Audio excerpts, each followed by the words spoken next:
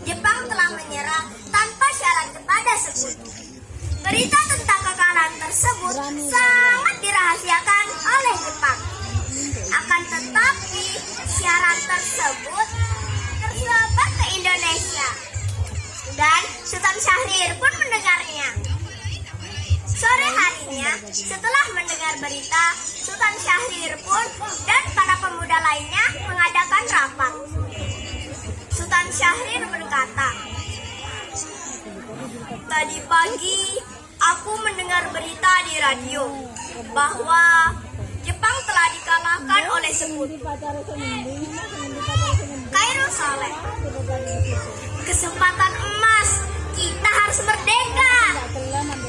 Wikana, "Iya, betul, kita harus merdeka.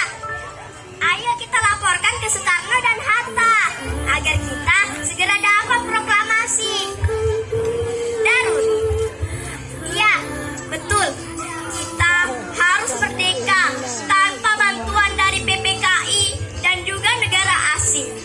Baiklah, mari kita bergegas ke kediaman Soekarno." Mereka pun bergegas ke kediaman Soekarno untuk berunding. Awalnya Soekarno kurang setuju dengan perundingan tersebut. Akan tetapi setelah rencana dan banyak sekali rundingan, Soekarno dan Hatta pun setuju untuk mempercepat proklamasi kemerdekaan Indonesia. Setelah usai rundingan dari Rengas Dengklok, rombongan Soekarno pun kembali ke Jakarta untuk membahas lebih lanjut tentang proklamasi kemerdekaan Indonesia tanggal 17 Agustus 1945. Setelah usai rundingan di rumah Laksamana Maeda, Soekarno pun pulang dan disambut oleh sang istri. Soekarno berkata, "Bu, besok setelah sholat subuh kita akan melakukan proklamasi kemerdekaan." Fatmawati, "Baik Pak, bagaimana dengan benderanya Pak?" Soekarno, "Oh, saya lupa akan hal itu." Fatmawati, "Baiklah Pak, di rumah hanya ada bendera berwarna merah dan putih Pak." Soekarno, "Baiklah Bu, buatlah kain merah putih tersebut sebagai bendera. Jahitlah sesederhana mungkin ya Bu." Fatmawati, "Bagaimana Pak?" "Baiklah, bagaimana kalau kita namai bendera Sang Saka?" Soekarno, "Baiklah Bu." Keesokan harinya, pada tanggal 17 Agustus 1945, Soekarno pun memproklamirkan proklamasi kemerdekaan Indonesia. Proklamasi. Kami, bangsa Indonesia, dengan ini menyatakan kemerdekaan Indonesia.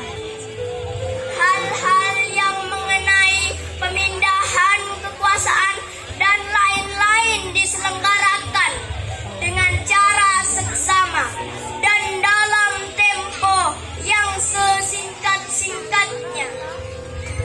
Jakarta, hari 17 bulan 8 tahun 1945, atas nama bangsa Indonesia, Soekarno dan Hatta.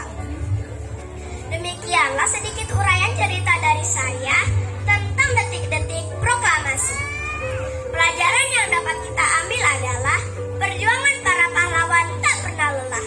Kita sebagai penerus bangsa pun harus melanjutkan perjuangan dengan cara melawan kebodohan diri dengan semangat belajar untuk menata masa depan yang lebih baik. Air laut asin rasanya, ikan tuna besar badannya. Sedikit uraian cerita dari saya. Kurang dan lebihnya mohon dimaafkan ya. Wabillahi taufik wal hidayah waridho